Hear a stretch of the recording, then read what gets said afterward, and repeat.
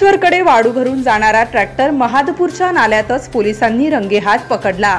माहूर तालुक्यातील मौजे महादापूर येथील पैनगंगा नदीला जोडलेल्या नाल्यातून वाळू भरून निवळेश्वरकडे नेण्याच्या तयारीत नदीपात्रात उभ्या असलेल्या ट्रॅक्टरला पोलीस निरीक्षक गणेश कराड यांच्या मार्गदर्शनाखाली पोलीस उपनिरीक्षक संदीप अन्ने बोईनवाड यांच्यासह पोलिसांनी जाय मोक्यावर पकडून माहूरच्या पोलीस ठाण्यात आणून गुन्हा दाखल केल्याची घटना दिनांक 12 सप्टेंबर रोजी दुपारी 10:40 दरम्यान घडली आहे।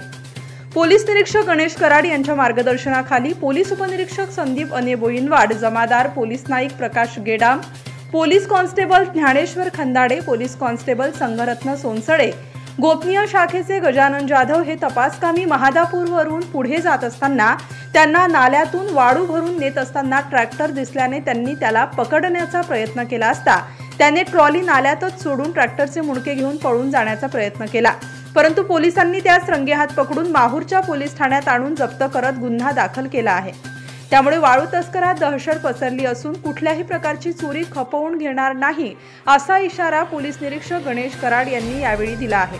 घटनेचा पुढील तपास पोलीस निरीक्षक गणेश कराड यांच्या मार्गदर्शनाखाली पोलीस उपनिरीक्षक संदीप अन्ने बोईनवाड यांच्यासह पोलीस करत असून वाळू तस्कर सततच्या पावसाचा फायदा घेत नाल्यातून वाळू तस्करी करण्याच्या प्रयत्नात असल्याने पोलीस निरीक्षक गणेश कराड यांनी दोन्ही वाहनाद्वारे पोलीस स्टेशन हद्दीतील सर्व गावागावात रात्रंदिवस पेट्रोलिंग वाढवली आहे।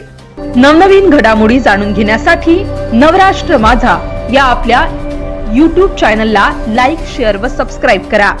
धन्यवाद।